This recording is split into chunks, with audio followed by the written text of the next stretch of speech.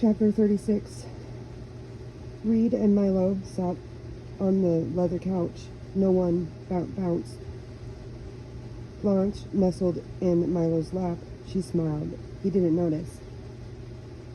All eyes on the money, Reed said. When did Reynolds bring that to you? Yesterday, I said. I was about to tell you when Aaron came in. Milo said, 15 grand ain't picnic pay. Maybe it's time for the anthropologies. Death dogs, too.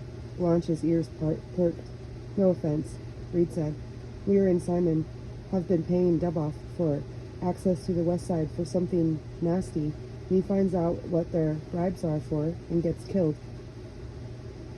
I doubt he knew.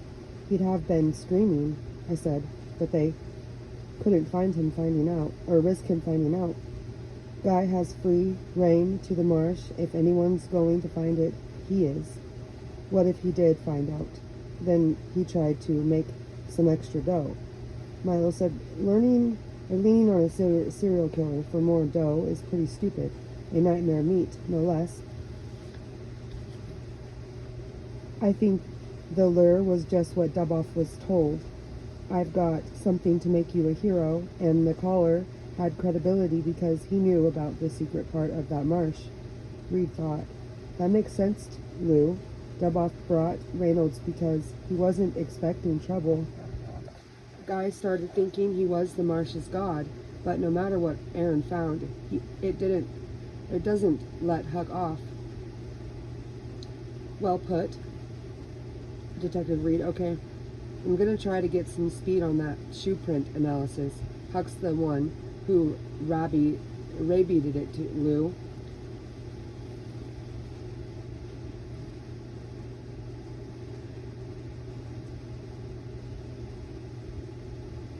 The more I think about it, the more I like the idea of all of them being in on it. 3 nasty musketeers. Then why would Simone hire Aaron to focus on Huck? She and Ware used Huck, but planned on ditching him all along. Weakest link, Milo said. Criminal history, drug issues, frequent hookers. Yeah, that fits. I said, killing hookers makes me wonder if they tailored the murders to Huck because he's a longtime John.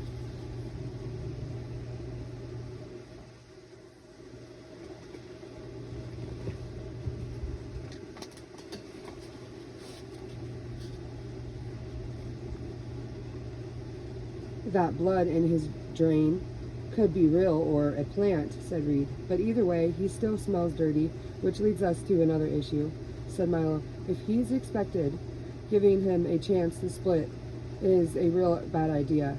Reed stared at him. They didn't, and we're chasing down a dead man. Oh, or Huck's a lone psycho killer, and Simone just happens to be an angry girl with a penchant for lying, Reed said. Cutting up her family, ripping off her brother's face, Doc. I said, it's off the scale rage and family is missing, Milo said. Okay, let's assume for the moment that Simone, Weir, and Huck did collude. The obvious motive would be getting rid of the Vanders, Reed said. 100 million worth of motive. Yeah. Hell yeah.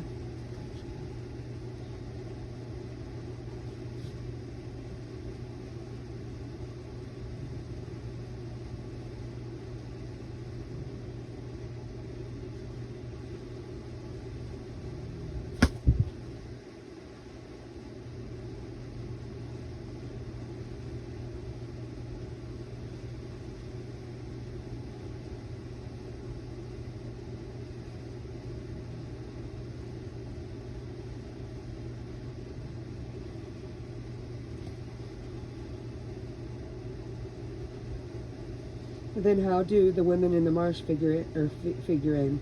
I said, like we said before, misdirects. If the Vanders were found murdered with no prior context, attention would have shot straight to the money, meaning an unwelcome focus on Simone as sole survivor, but with Huck nailed as the last murderer first, the Vanders could be seen as collateral damage, victims of a psychopath's final rampage.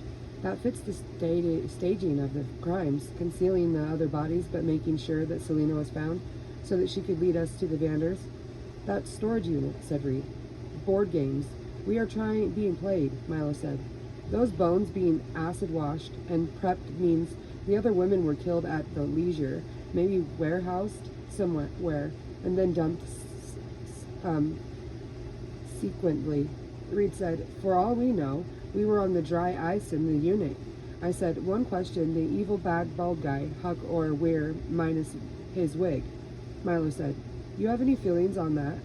Could go either way, but two guys who just happen to be skinned could be part of setting up Huck. Like Nigene said, Alex, it's not the rare of a look, but the more I think about it, the more Huck's shaping up at least a partial patsy. If Huck murdered a bunch of people and was smart enough to leave no trace, why would he ravied and make himself an obvious suspect? I said maybe fear overcame good sense, or he caught on that Weir and Simone had plans to end his future. With that much money at stake, he had to know he'd never be an equal partner. Reed said, yeah, 33 million in it is a bit high for the wet work, but he gets along with it anyway, because killing is his thing. Or Simone seduced him, another kind of three-way. Why not, I said, but Huck's finally figured out he has expandable and run. Maybe he somehow learned about Aaron's investigation, or he just got nervous when your investigation took it on steam. Milo said, Simon heaps it up on Aaron, and Huck's big time weird. She's always been afraid of him, and Huck doesn't find himself by actually being weird. I couldn't be surprised if his corpse shows up at this tragic moment. Apparent suicide, accompanied by a nice, neat confession note and a tip-off to where the Vanders are buried. A bunch of sick cases closed simultaneously, and Simon's the one of the richest girls in L.A. Milo nodded, rubbed his face.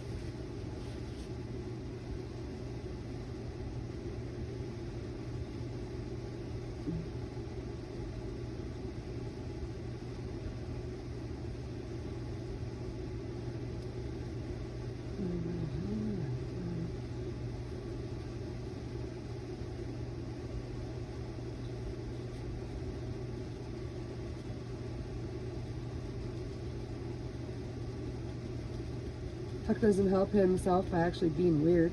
100 million wars have been fought over less. Reed said, if Huck's pulled a real rabid Weir and Simone have to be freaking out. I said, maybe that's why Simone hacked up the picture, Milo said. Low frustration tolerance. If that's the case, she and Weir are working on Plan B right now. Get rid of any evidence that incriminates them. Gussy up the case against Huck. My head tightened. That's why Duboff had to die, and he couldn't link Weir to the marsh. Reed said, oh man, these people are from another planet. Milo said, we forgot something. If Huck was dead, Wellenberg wouldn't be shielding him. I said, maybe she thinks he's alive. Anyone could send a text message. So who's the Addams family that she just visited? Creepy and kooky folk Wellenberg just happens to know. Boot up your computer, Alex. Reed was faster than Milo on the keyboard, and he knew the access codes. Within seconds, he pulled up county records. Anita Brackle, nee Loring, had given marriage a third shot 2 years ago. Civil ceremony in Van Nuys Court. The lucky groom, Wilfred, Eugene Adams, black male, 62 years old, home address in Mar Vista. His name pulled up 3 DUIs, the final conviction 6 years previous. Reed said, probably another rehab romance. Milo said, ourdate.com. There's a business opportunity for you. Okay, let's check it out. We're holding off on the dogs and the anthropologists. Not at all. Call Dr. Wilkinson. Tiny smile. While you're at it, she can also check on the western edge of the marsh. Reed's jaw dropped. Milo said, goes with the job, kiddo. What does? Long periods of futility livened by moments of carnage. Reed made the call, and Milo and I waited in the unmarked. As he headed for us, he looked defeated. Milo said, maybe she'd turned him in for a second date, or turned him down for a second date. The young detective got in back. Everything okay, Moses? Not in, left a message. Something on your mind? Text message, I shouldn't have thought of that. What? Because you're the techno generation and I'm the poster boy for horse and plow and just give up on my Betamax?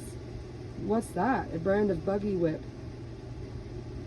A Dodge van sat in the driveway of Wilfred and Anita Loring's Brackles Adams bungalow. If Wilfred was home, he wasn't advertising the fact. Anita's voice was a gritty drill bit that threatened to pierce the locked door from behind. You go away, ma'am. I will not open my door, and you cannot force me to open it. Fourth time she'd recited the mantra. Milo said, we really can return with a warrant, and then you'd really better do that. Milo leaned on the bell, and when he stopped, Anita Adams laughed. The sound was the rocks in a tumbler.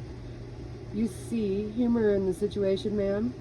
You're playing the bell like some sort of a brainwashing tactic. Why don't you go get some of that rap music and blast it all over the street?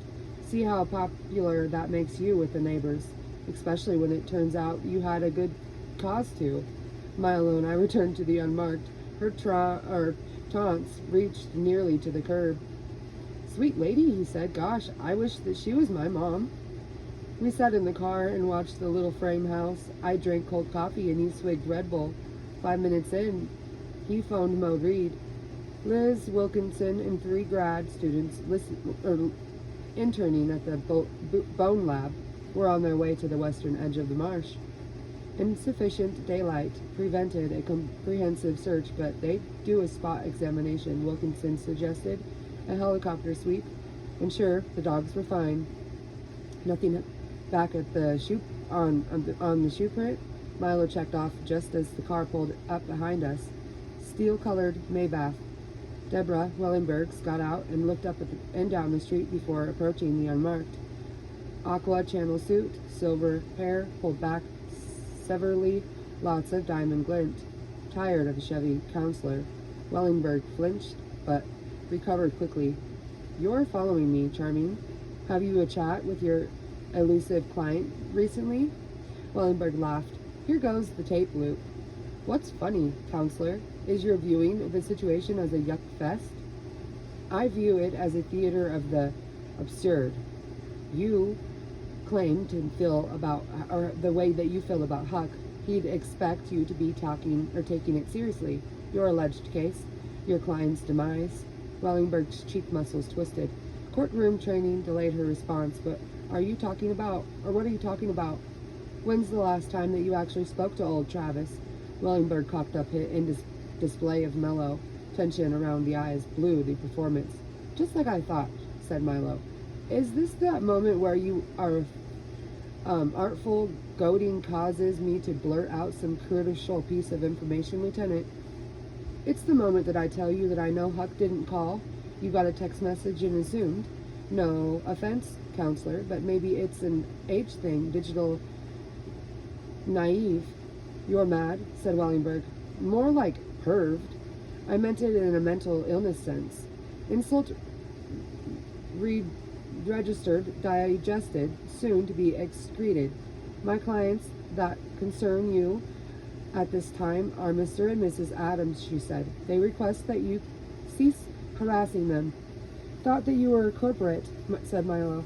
How does that get you in front for a couple of working class alkies who just happen to know Travis from Dry Out Camp?